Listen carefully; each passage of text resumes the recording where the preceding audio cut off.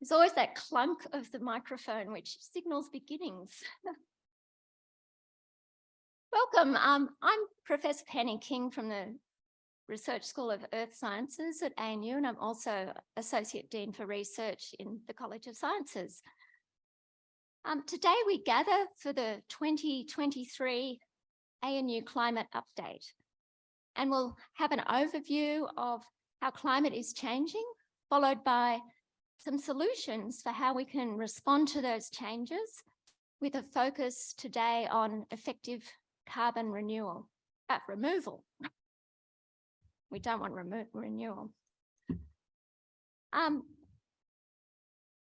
like to begin by acknowledging the land on which we meet today and the Ngunnawal and Ngambri people, who are the traditional custodians on this land that we meet here in this hall, but also acknowledge the traditional custodians of other lands, because we have quite a large group of people meeting with us today online out there somewhere. I would like to pay my respects to the elders of the Ngunnawal and Ngambri people and to the emerging leaders in that group of First Nations people as well, and also acknowledge the care for which those groups have paid to country and continue to do so today. Today's session will begin with, as I mentioned, a section that's on the latest climate research for 2023. We'll then have a break. That sounds good, doesn't it? And we will have a second section, which is on drawdown or sequestration of CO2 while meeting other societal goals. So I think we're all looking forward to a wonderful afternoon.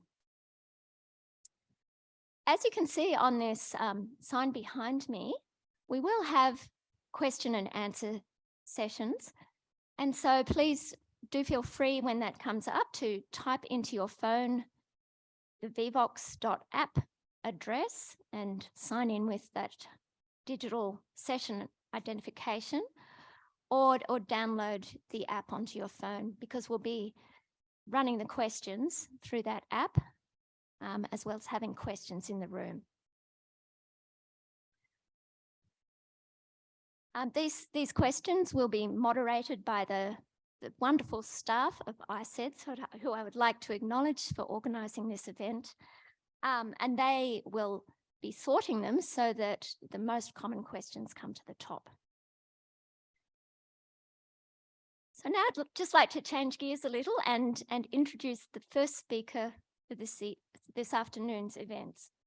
It really is a great pleasure to introduce Kristin Tilley. She is Australia's Ambassador for Climate Change and has had a leading role in Australia's international climate diplomacy, with a focus obviously on Australia, the Pacific and Southeastern Asia. Prior to taking up this appointment in November 2022, Kristin held several positions that were at senior levels in the Australian government, including as head of the Office of Supply Chain Resilience in the Department of Prime Minister and Cabinet. And she led the government's work on waste and recycling, including designing and implementing Australia's ban on the export of waste. Prior to this, Kristin spent more than a decade working on international and domestic climate change policies and programs, and was a senior advisor to Australia's Climate Change Minister. So it's with great pleasure we welcome Kristin Tilley to the ANU.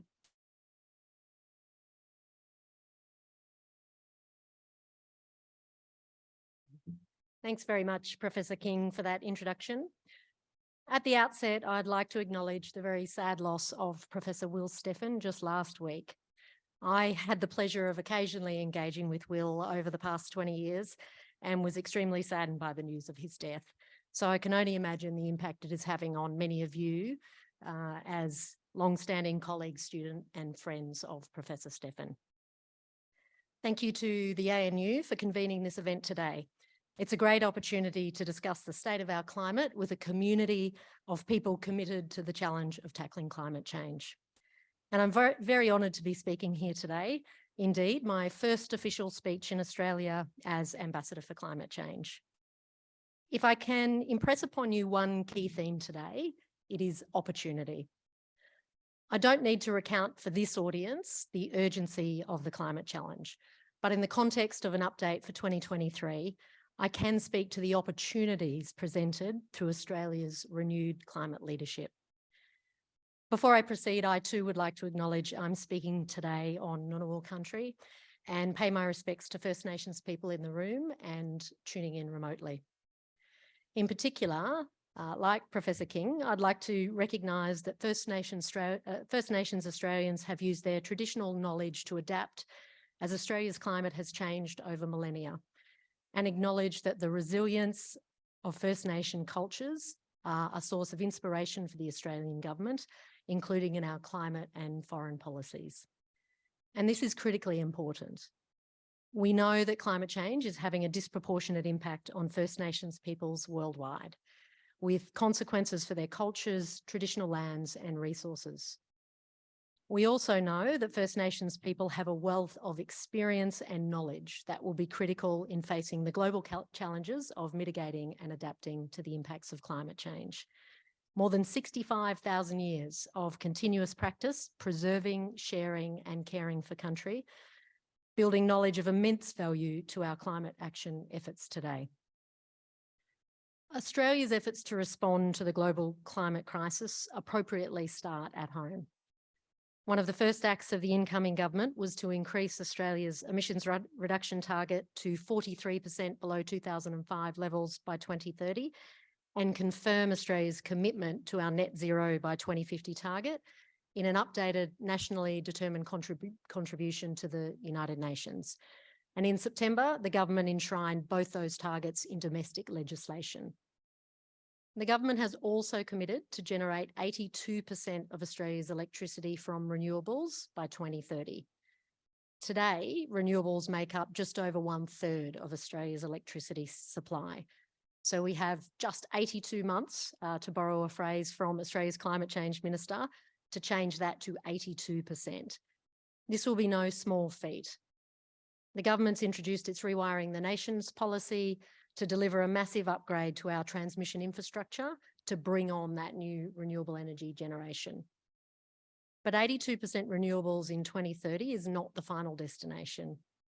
The National Energy Transformation Partnership, agreed by all the states and territories last August, sets out a roadmap to get to net zero in our energy network. Passing electric vehicle tax cuts through Parliament and introducing fuel efficiency standards are also contributing to this momentum. Australia's domestic response applies across the economy. Industrial emitters are projected to overtake electricity generators as Australia's leading source of emissions.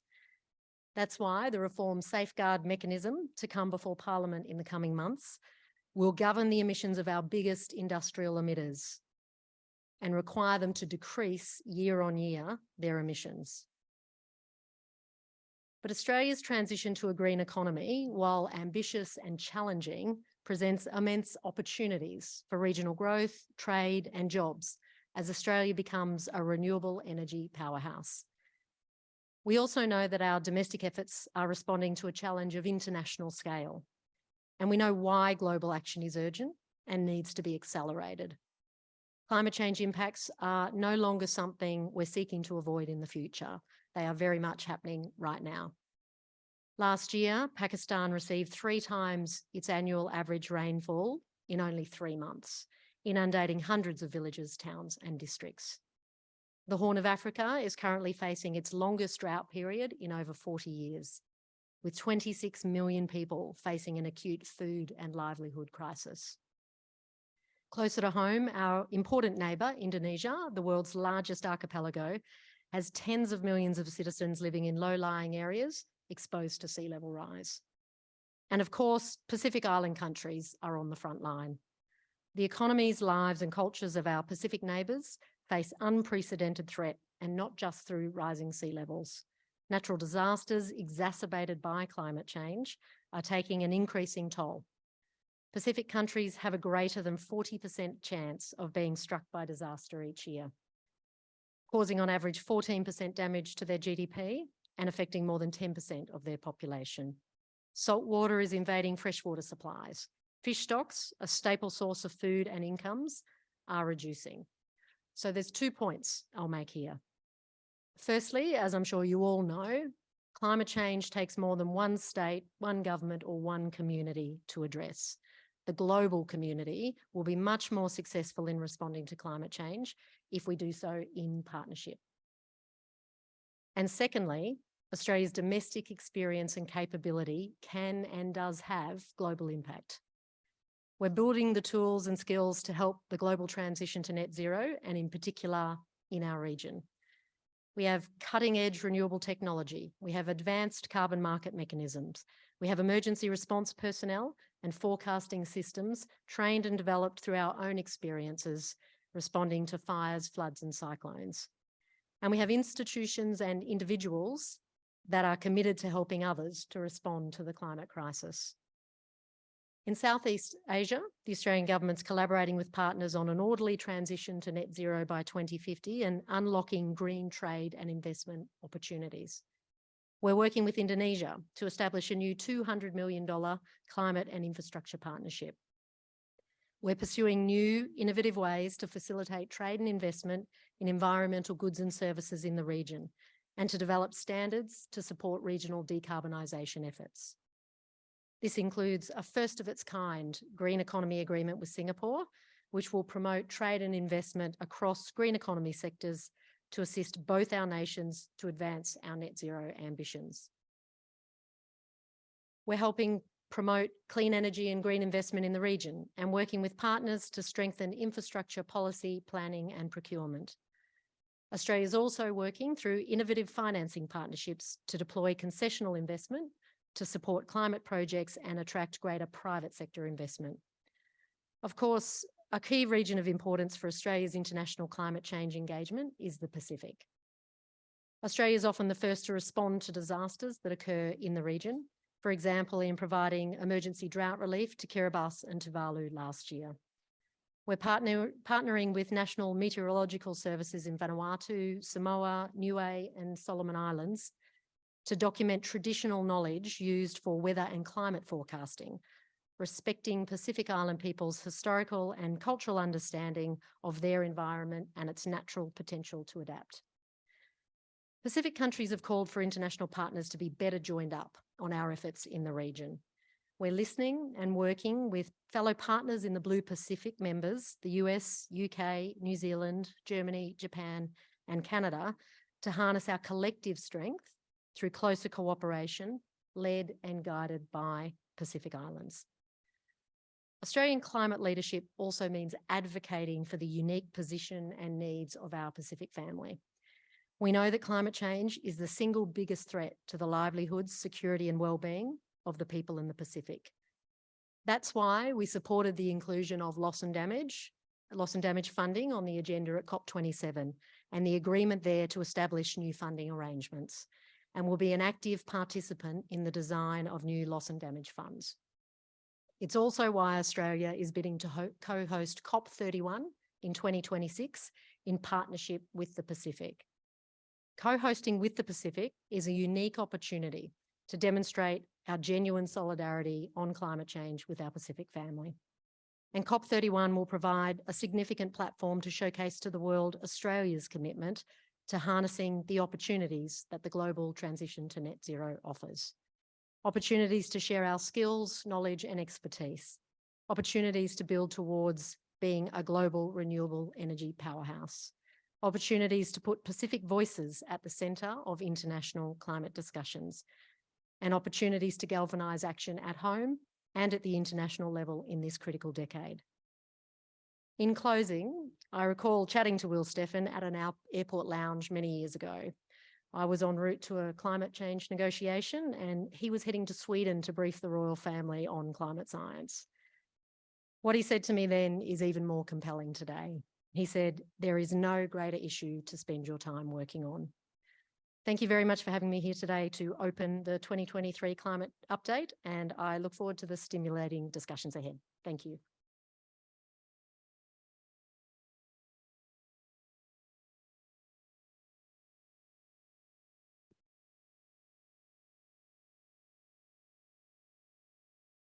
I just thanked Kristin on my way past up the stairs, but I'm sure you'll join with me in thanking you for your remarks and the very welcome initiatives from the government that you are leading towards addressing climate change, and for recognising the importance of both partnerships within our local region, as well as the need to enhance Australia's strengths in areas for renewables and so forth. So thank you very much.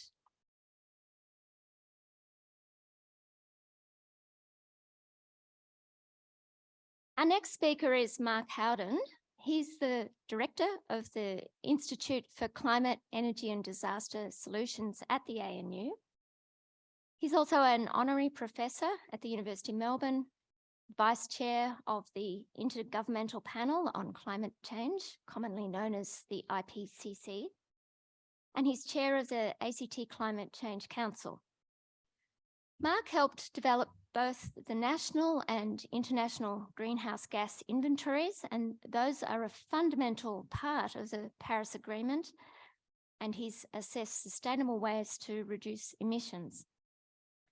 He's been a major contributor to the IPCC since 1991 and has been involved in the second, third, fourth, fifth, and now the sixth assessment reports. And he shared the 2007 Nobel Peace Prize with other IPCC participants, including Al Gore. So we welcome Mark to the podium.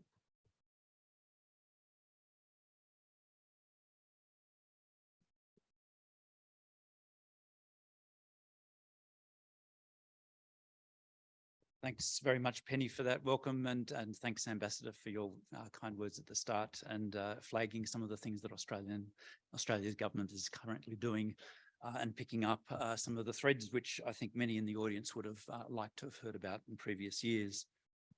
So today what I'm going to be covering is essentially a bit of a science overview. It's a fairly eclectic overview of things that have happened in the last year or so. And necessarily this is eclectic because there's just an absolute massive amount that's happened in that time. And when I'm thinking about this, one of the key messages that I actually want to say here is essentially the more we look and the more we find out, the worse it actually becomes. And I've actually said that message before in forums here at ANU, but it's becoming increasingly so. And in giving that sort of message, I don't want to necessarily overburden people with concern or despair, but that is potentially one of the responses to what I'm going to be saying today. I think when we actually look at issues like climate change, if we want effective decision-making and action, it has to be a combination of concern, which I'm talking about, but also hope. Some of the things that Kristin, the ambassador, was talking about, and some of the things that are going to be covered in the second session here. So when we look at what's gone on in the last year, one of the fundamental things is that our greenhouse gas emissions keep on going up. If we go back to, say, the time of the Paris Agreement, by this time, we would have hoped to have turned the corner and started to reduce emissions. This is a graph from the Global Carbon Project, and what it shows is that even though there was a temporary reduction during the COVID period, we've bounced back. Last year was record levels, and this year that record was broken again. We are not on track to keep to 1.5 degrees. It's not just carbon dioxide that's the cause of this, but it's also record levels of other greenhouse gases such as methane and nitrous oxide. And all of these gases are now at record levels in a historical period. We aren't taking our foot off the climate change accelerator. And yet we need to, if we're actually going to hit 1.5 or any other temperature up to that 2-degree window, which the Paris Agreement commits us to.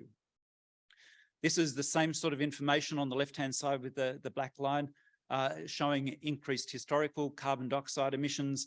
This particular graph includes the land use change emissions. That's why it's about 42 billion tonnes currently.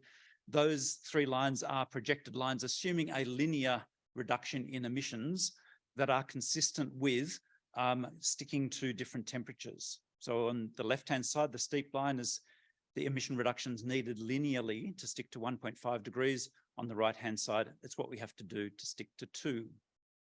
And importantly, you can see that that intercept with the 0 axis now occurs, to stick to 1.5, now occurs at 2040. It's no longer 2050 that's our target. It's no longer 2045 that's our target. To stick to 1.5 degrees, have a 50-50 chance of doing that, we have to go net zero by 2040.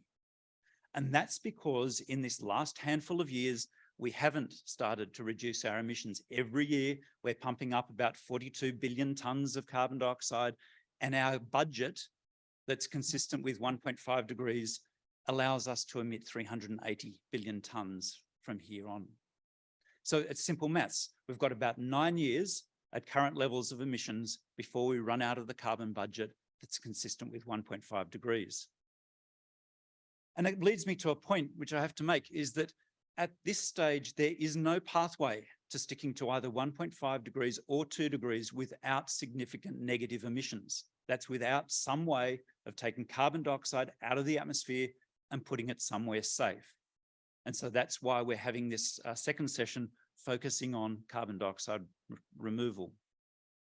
Now, unfortunately, our Earth system is actually conspiring against us in various ways to actually help us to stay within 1.5 degrees. One example of that is the Tongan volcano, which exploded last year, put huge amounts of moisture into the upper atmosphere. That moisture warms the Earth. It has increased the probability of us exceeding 1.5 degrees over the next handful of years. But it's not just the volcanoes which are the problem. We also see that the changes in climate are actually reducing our capacity to have carbon sinks in biological systems.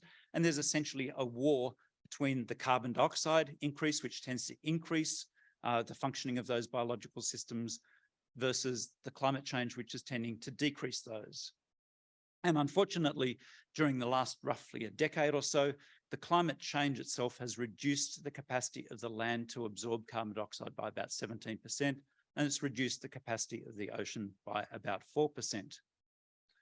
But that's not where it finishes. You know, you get a pair of steak knives with this as well, because also things such as climate change itself are impacting on our capacity to have low emissions energy sources. Just one example of that. Sorry, I've got a big lag in the PowerPoint here. So one example of that is that nuclear power plants in Europe are having to shut down because there simply isn't enough water in the big rivers such as the Rhone, which actually keep them cool. So they couldn't function fully and keep those rivers at environmentally acceptable temperatures. So they had to close down or reduce the power output of those nuclear power plants because of the heat wave which has been experienced in Europe.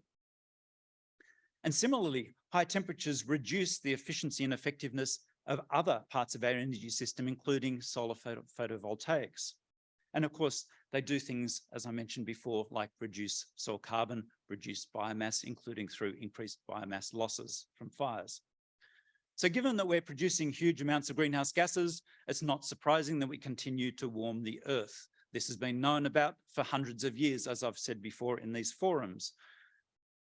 Last year was between the 5th and 6th warmest year on our records. Since pre-industrially, it's gone up about 1.13 degrees Celsius. There have been a couple of years which have been warmer than this, significantly warmer, but they weren't La Nina years. What we saw this time round, we had essentially the warmest La Nina on record. Normally, La Ninas will cool the temperature of the globe down by roughly about 0.12 degrees. So in the absence of La Nina, we probably would have been the second warmest year on record. Here in Australia, we were relatively cool. We were the 22nd warmest year on our record, and that was about half a degree above the 1961 to 1990 Bureau of Meteorology baseline.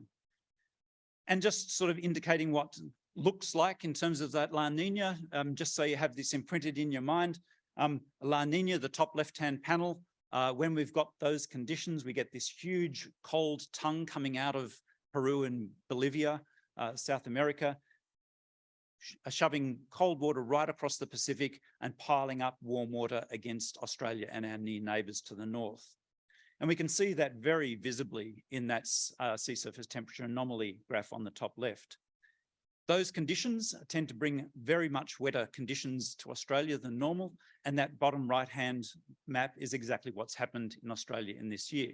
We can see that almost across the whole of Australia, with the exceptions of southwest WA, west coast of Tassie and parts of the Northern Territory, it was really wet.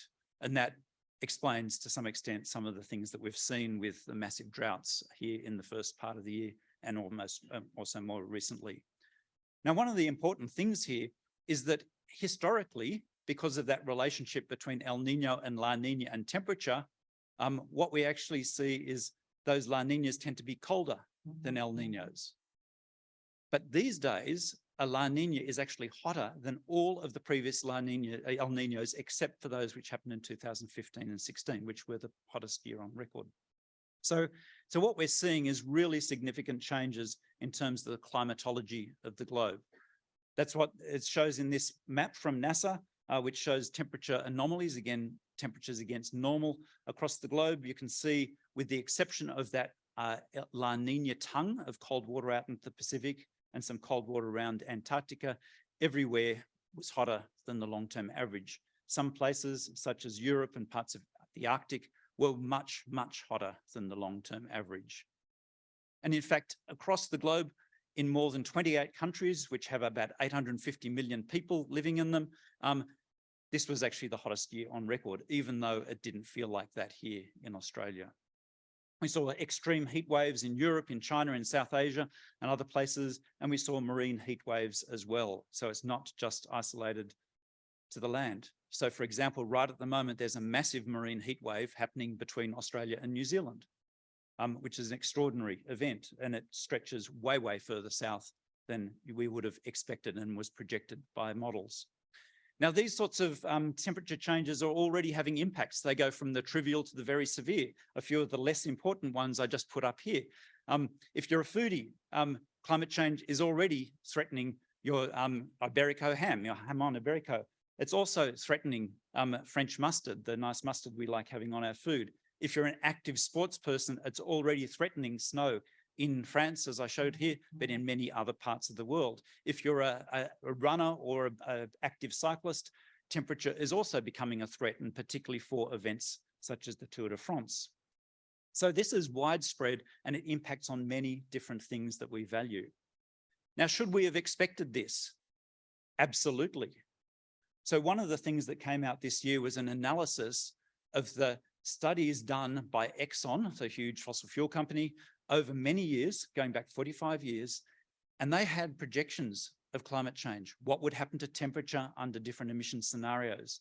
And that's what that graph shows on the left-hand side. It shows those different emission scenarios leading up to 2100, corrected for the emissions that we've seen. And that sort of red line sticking through the middle is what's actually happened. They had a really good handle on exactly how temperature was going to evolve over the next several decades. They weren't operating in ignorance. There wasn't a lot of uncertainty here. They knew. And they also knew that the carbon budgets associated with different temperatures were very constraining. That if they said we need to stick to, not have runaway climate change, we have to limit our carbon emissions to within a budget, they actually had those calculations. They had those decades ago. And the science community has actually only generated those relatively recently. So what this paper does is it shows a story of persistent misinformation, persistent propagation of uncertainties that weren't there, and persistent problematic presentation of their position to the public and investors. Not surprisingly, when you see that the climate has warmed, as I showed you in that previous map, our sea levels are also going up. So last year they went up around about 4 millimeters at record levels again. And you can see that steady rise. If we look at our seas, they are also absorbing most of the heat that the ocean, the land, that the Earth is absorbing at the moment. And you can see that top left-hand graph is increased ocean heat content, and that keeps on going up and up. And if we look on the right-hand side, that shows where that ocean heat content has increased. And so particularly we can see between Australia and New Zealand, as I just mentioned, but also to our north are global hotspots for increased heat. And not surprisingly, as a result, we are getting marine heat waves, particularly in these regions. And associated with that increased heat, we're also seeing acceleration of ocean currents. So in the last 3 decades or so, that main ocean currents across the globe have increased their flow by about 15% per decade. None of that was projected by the climate change models at this time. It's also associated with increased stratification of the ocean. So the layer of fresh, hot, warm water on the top and colder, salty water down the bottom is actually increasing its strength. And amongst other things, that's accelerating those flows because like arteries which are constrained, to get the same amount of blood through, you have to pump that blood faster. But it's also having biological impacts. So that increased stratification is restricting the passage of oxygen down into the ocean, reducing ocean productivity. And again, these things were not well projected even as little as a few years ago. And also we've seen not only what's going on in terms of changes in Greenland, which I'll show you in a minute, but also changes in Antarctica. And so around Antarctic, the sea ice extent last year was the lowest on record by far, not a little bit, by far. And it was only a few decades ago that it was actually increasing. There was an increasing trend of sea ice around Antarctica. Again, not well projected. So what I'm going to talk about in this next part of my talk is about systemic underrepresentation or underestimation of risk that's embedded into some of our systems and that we're actually tending to make decisions on at an individual level, a community level and a government level. And my sort of view here or my argument here is that we are significantly underestimating climate risk and hence significantly underestimating the rate at which we need to reduce greenhouse gas emissions. So some of these topics that I could cover include ice sheets and sea level rise, agriculture and food, water-related issues, fire, heat waves, and biodiversity. I won't have time to cover all of those. I'll just cover a few.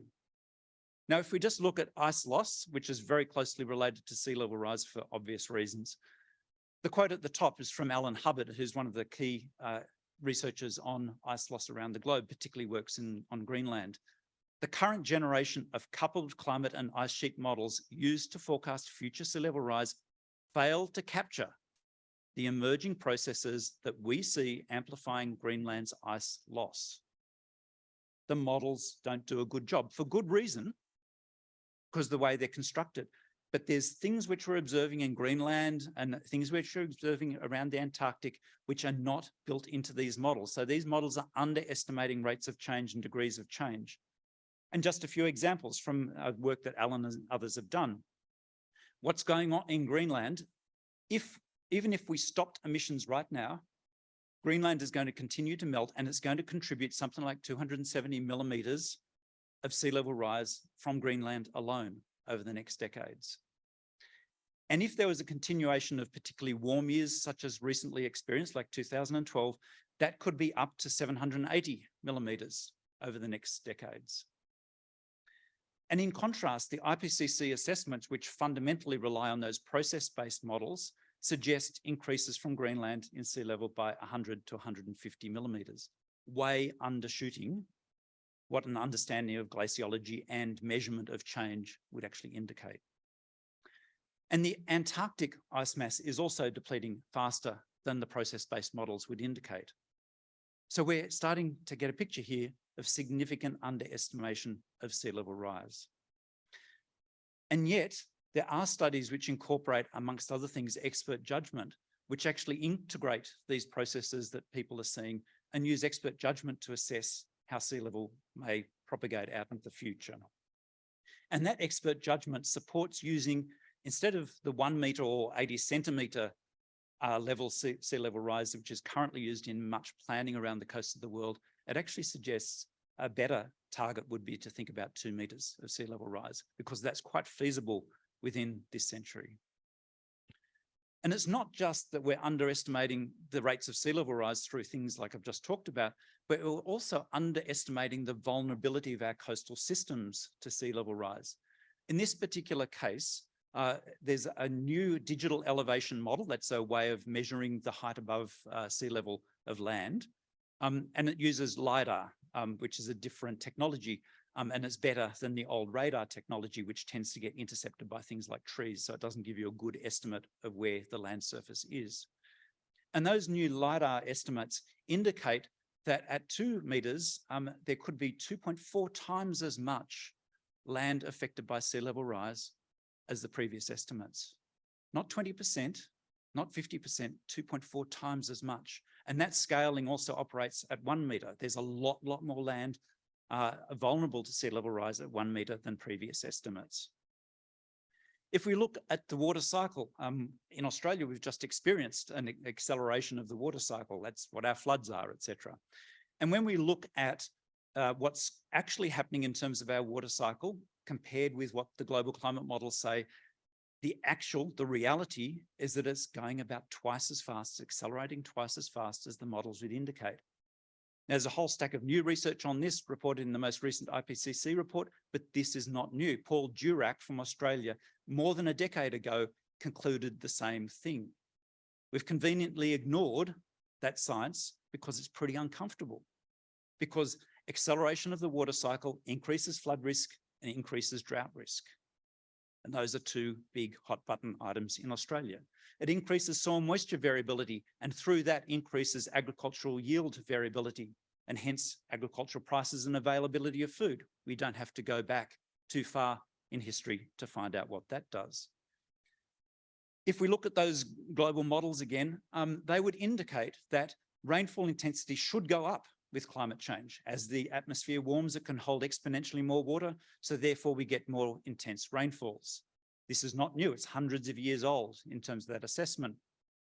And yet the number you come up with from those sort of assessments would be about 7% per degree. 7% increase in rainfall intensity per degree. But what we're seeing is much greater than that in many places. And a very recent study using rain radars in the Sydney Basin actually indicated a 40% increase in sub-hourly rainfall intensity in that basin, which starts to explain, if you think about it, all of those floods you keep on seeing on Sydney, in Sydney, western suburbs getting flooded, the eastern suburbs getting flooded, etc., because you're getting so much increase in that sub-hourly rainfall. That big dump from thunderstorm type rainfall is what actually generates those local floods. At the same time, on a global scale, we've seen increased dryness of the air. This is because of the differential rate of warming between the oceans and the land. And I could talk about the technicality of that, but what increased dryness of the air does is it makes our agriculture less efficient, and it makes our water storage systems less efficient because you've got greater evaporative demand into the atmosphere. And when you actually tie those things together, changes in rainfall and changes in evaporation, you end up with something which looks at water flows. So how would our river flows change under climate change? And in both Southwest and Southeast Australia, the changes we've already seen at 1.13 degrees Celsius global warming are actually similar to what those models would project for 2050 or 2070. So that's a much bleaker future happening much faster than we projected. So we need to be very cautious about being relaxed and comfortable about what's going on with our water cycle, because the evidence shows is that it's drying our water systems, it's killing our trees, it's causing us to massively upgrade infrastructure to keep our people safe, and it is a significant threat to the majority of people across the globe. Now, if we look at fires, which of course are also a really significant issue here in Australia, and if we look at this recent study, which includes Pep Candidel, who may be in the audience, I'm not sure if Pep's here. No, but Pep and colleagues, and they looked at changes in fire indexes, comparing the observed changes versus the modelled changes. So these are two panels for the Southeast Australian forests. On the left-hand side is fire weather index, that's essentially the fire danger index, and fire season length. And the sort of dark black line, or the black line, wiggly line, and the grey lines are model outputs. The red lines are what's actually happened. And you can see in both cases, fire weather index or fire season length, reality has gone up about 3 times the rate as the models would have indicated over the last several decades. So if you look at that right-hand side panel, where we are now, that top of that red line is essentially like a 2070 or 2080 scenario, but that's happening in 2020. We need to be very aware. And of course, El Nino, La Nina is a key driver of the climate variability that generates the conditions that really bad fires occur in. And what we're seeing is El Nino and La Nina are being affected by climate change, and those effects are happening much, much faster than we anticipated. Now, all of these things are impacting on social stresses, they're impacting on people's psychology, they're impacting on decisions that people make, they're impacting on productivity, economic and otherwise. And so these things are mattering to people, regardless of whether you're someone in America wondering whether you should have a family or a business person wondering whether you should open up a business. These things are cutting in right now. Now, just a couple of last slides summarising 2 of the really critical science reports that occurred in last year. One of them is the IPCC Working Group 2 report, and the other one is the Working Group 3 report, of which Frank Yotzo, who's sitting over there, was a lead author. So Working Group 2 report, some of the key messages. So this is subtracting about that much, several kilos of paper down into just a half a dozen dot points. Key messages from IPCC. Impacts from climate change are occurring across the globe, regardless of which continent you're in, which nation you're in, and which ocean you're sailing on. They are happening right now, and some of them are irreversible. Not all of them, but some of them. There is an emerging understanding of complex risk and the need to take complex risk into account. When we look at it, drought, heat waves, and fire are related in Australia. They're not separate things. They come as a package. We need to think of them as a package and respond. There are increasing good examples of adaptation across the globe, but also examples of maladaptation, so where adaptation has gone wrong. And there's a growing recognition and evidence that informed and just adaptation, taking into account equity and other issues, can bring many benefits, contributing to sustainable development goals. But what the report also said was there are increasing gaps between the adaptation action we're taking now and what is rationally needed. And those gaps are largest amongst the poorest and most vulnerable people across the globe, including some Australian populations, and those gaps are expected to grow without significant action to take adaptation into account. Really importantly, this report also found that the effectiveness of those adaptation options we've got in the bag decline with increasing climate change. They become less useful as temperatures rise. So the more we let climate change rip, the less our ability to manage the consequences. And lastly, when we're thinking about implementation of adaptation, looking at climate finance across the globe, only about 8% of that climate finance goes to adaptation activities. Grossly biased. If we look at the Working Group 3 report, the mitigation report, a few key messages. These are much more positive messages on balance. What it showed is that across the globe, 18 countries or thereabouts had achieved a steady decrease in emissions that were consistent with achievement of a 2-degree goal, not a 1.5, but a 2-degree goal. It's a good start. Australia was not one of those 18 countries. Zero emissions targets have been established by at least 800 cities and over 103 regions across the globe. Zero emissions is not a leadership position at this stage. Action to take us down to zero emissions is a leadership position, and many people can talk about this, but not deliver. There's some really positive messages in terms of policy packages, and Frank could talk much better about this, but the policy packages needed to get action in terms of emission reduction are much better understood. The combination of specific policies linked in with comprehensive policies, with market instruments and regulatory and other instruments are much better understood now. And they can be linked into other agendas such as health and water and regional development much more effectively than we were previously. And really importantly, costs of going renewable are falling day by day. And so it is making more and more economic sense to move away from that old energy system into a new one. What this report showed also that there were huge numbers of emission reduction options available, and they often, but not always, bring benefits in various other ways. So improving regional livelihoods, for example. But the implementation and financing of these activities is falling far short of what's needed to make that energy transition that I put up in one of those first slides. And that's falling short by a factor of 2 to 12, depending on the region and the technology. This isn't 10% short, this isn't 20% short, that's a factor of 2 to 12. And in many cases, it's more than 5. And importantly, out of those various options, there's a whole range of fairly cost-effective ones. So something like about 50% of the emission reductions needed by 2030 would cost less than $100 a tonne, and about a quarter of those, or half the 50%, would be less than $20 a tonne, and many of them would actually generate economic benefit, such as solar PV. Now, I was going to talk briefly about COP, but I'll skip that, but happy to answer questions on that because I've just run over time. But just to reiterate, the core message that I'm giving here is one where we need to be really concerned about climate change.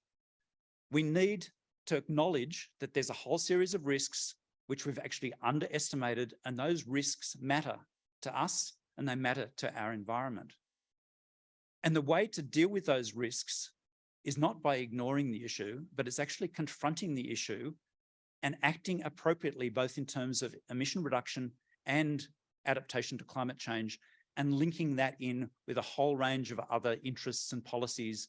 And that way you can get much better bang for your buck than you otherwise would. And I'll just leave it there, but again, happy to answer questions.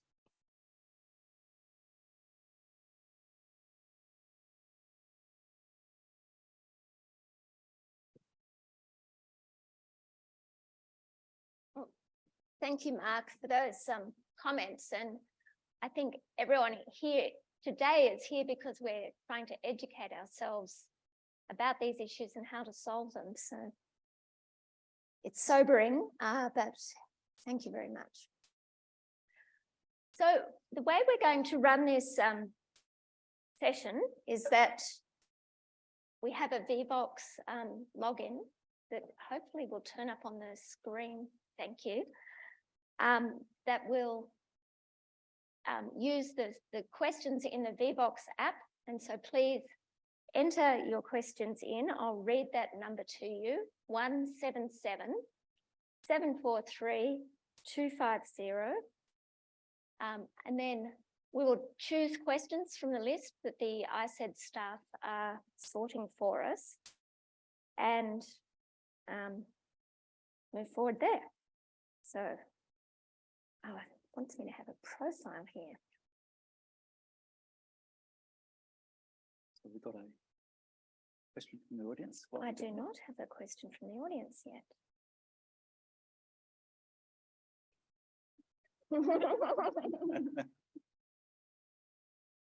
Go. So we have some roving microphones.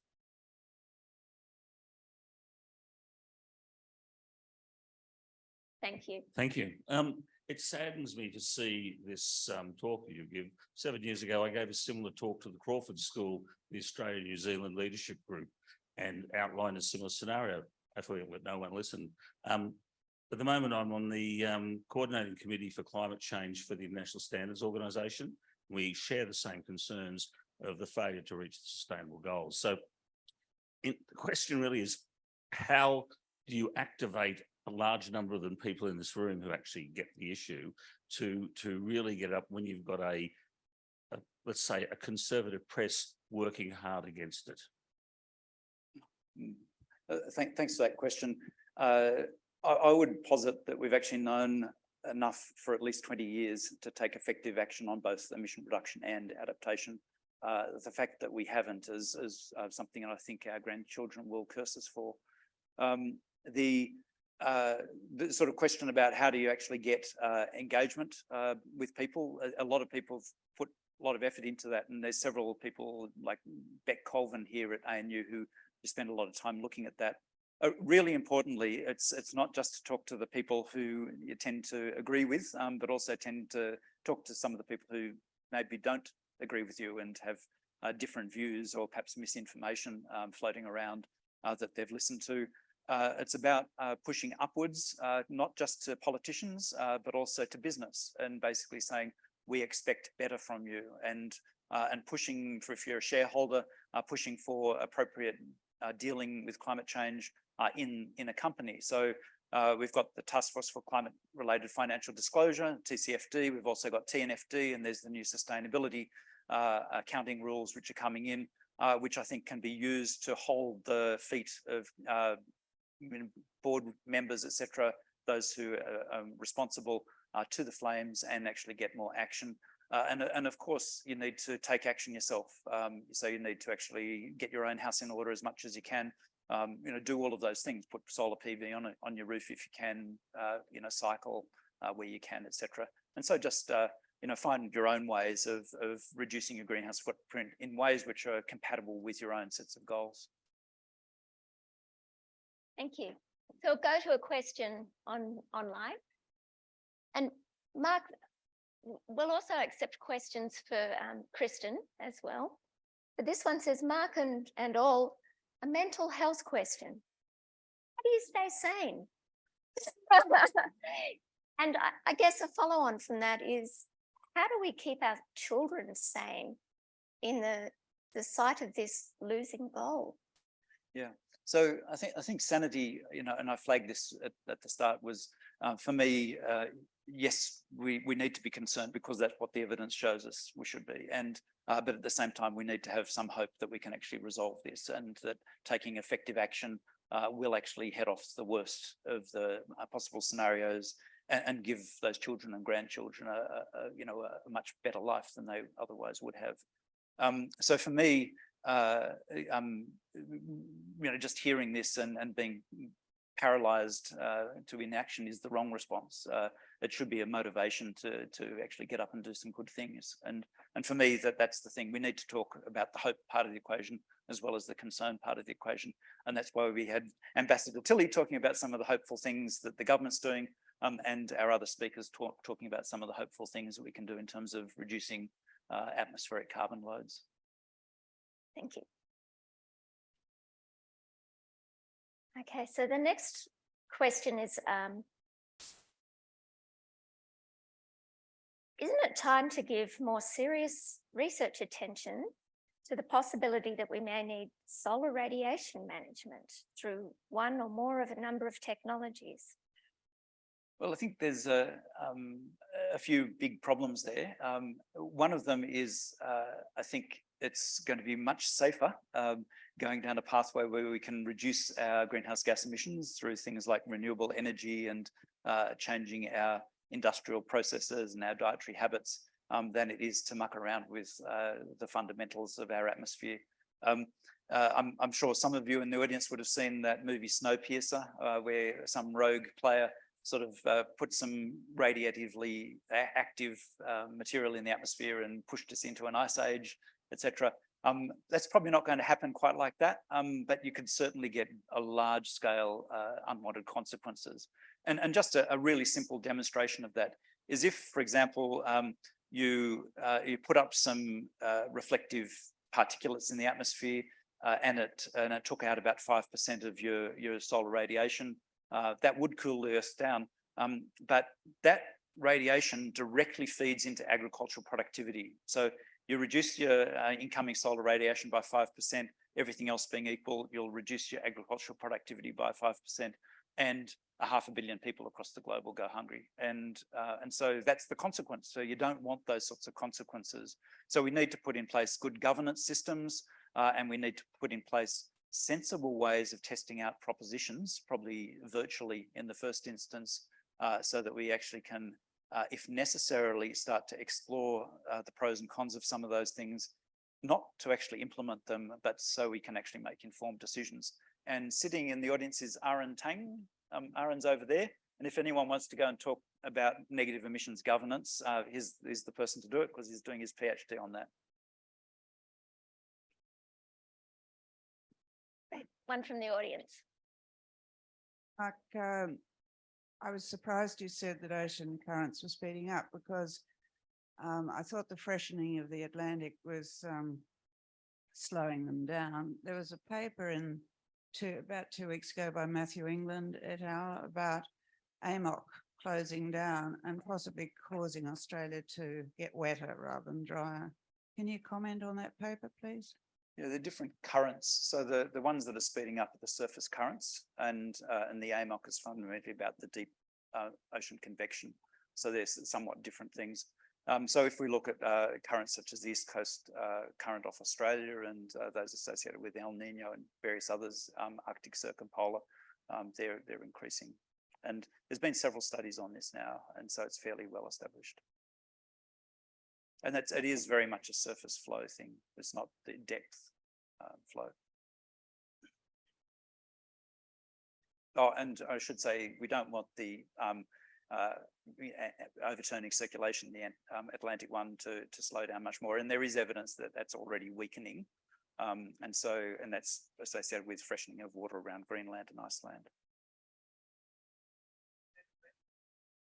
Which the increased ocean currents. Hard to know how that would pan out. I haven't seen any really good studies on that. It would throw everything we know about global climatology and ocean circulation up in the air, and the cards would land in funny patterns that we don't understand. We'll go with one in the audience there. I was just going to cast a bit more gloom, and I've got a question. I joined the Environment Department 50 years ago and was in Rio and stood by Ros Kelly when she signed the Climate Change Convention 30 years ago. Last weekend, I was at the Chifley Research Conference. The Prime Minister was there, the Treasurer, and other leading cabinet ministers. Climate change got a bit of a mention, but was really overshadowed by everything to do with inflation, supply chain, effect of COVID, and economic considerations.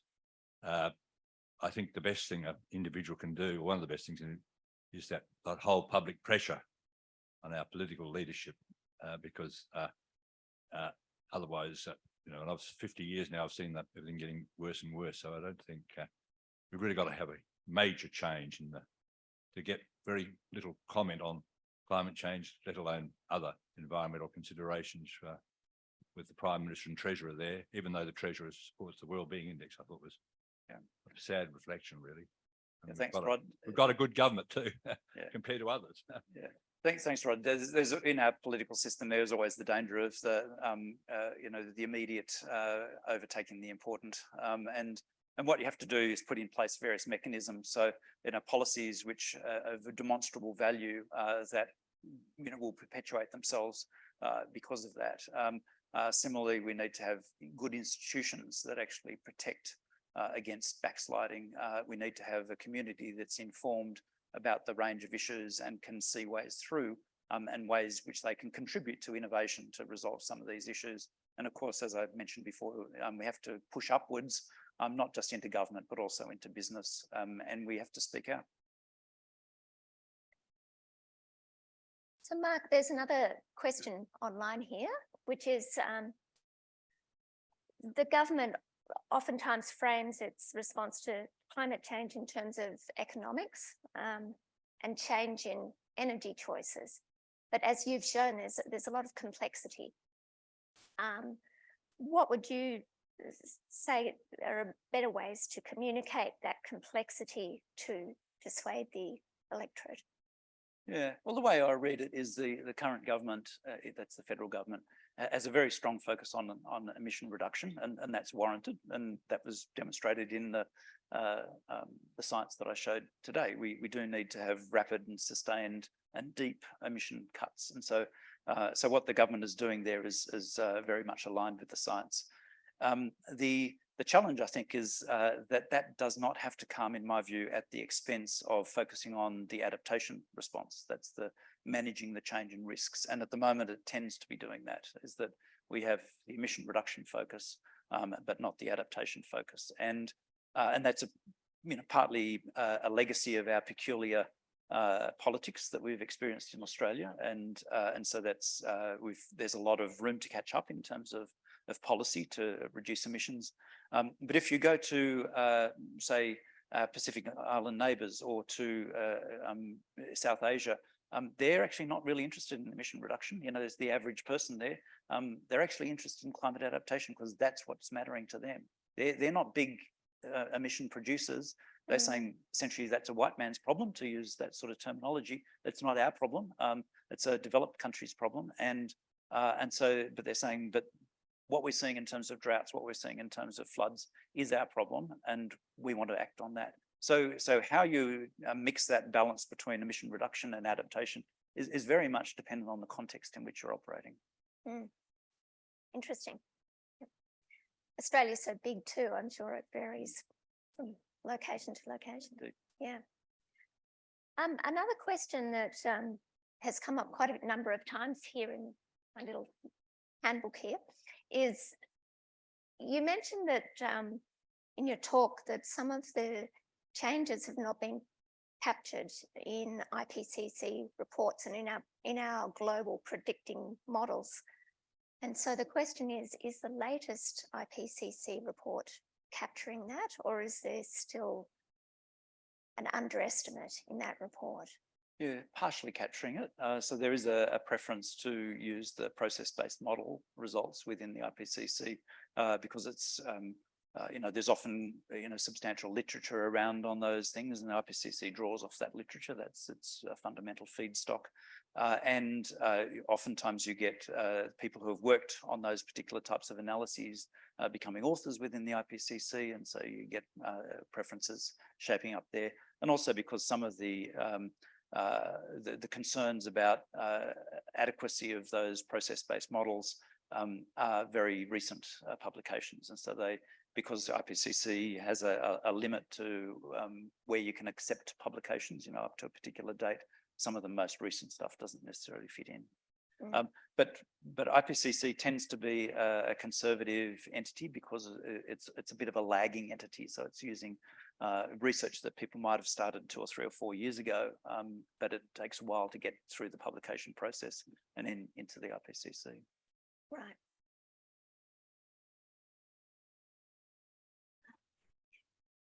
Microphone seems to, yeah. Yeah, thanks, Mark. Always very sobering. So if I'm reading it correctly, you know, we're underestimating the risk and therefore underestimating the impact. But I want to talk a little bit about finance. So I think what you said from IPCC, adaptation, only 8% of the financing available.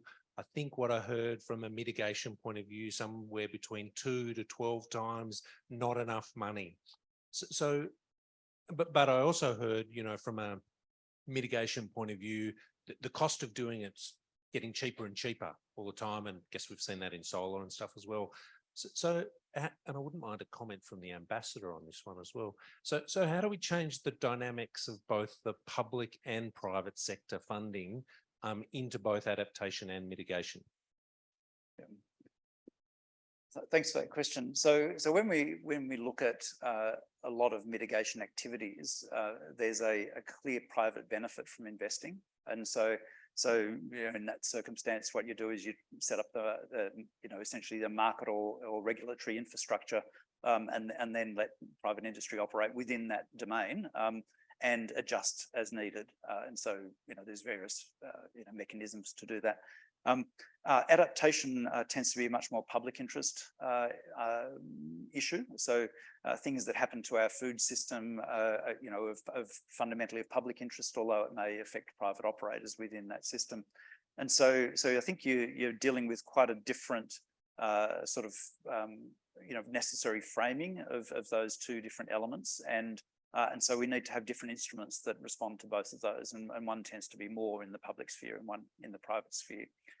The question about adaptation is, if you're quite right, if the assessment is that we're significantly underestimating, underinvesting in mitigation, we are grossly under investing in adaptation, and that's part of what the global goal on adaptation is about ramping up the adaptation finance.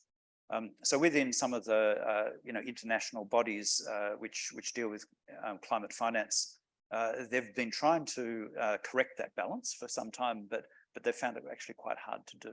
And so So, shift from predominantly mitigation to a more balanced 50-50 portfolio, and they haven't quite got there. I think we have time for one last question. So carbon dioxide. Oh, sorry.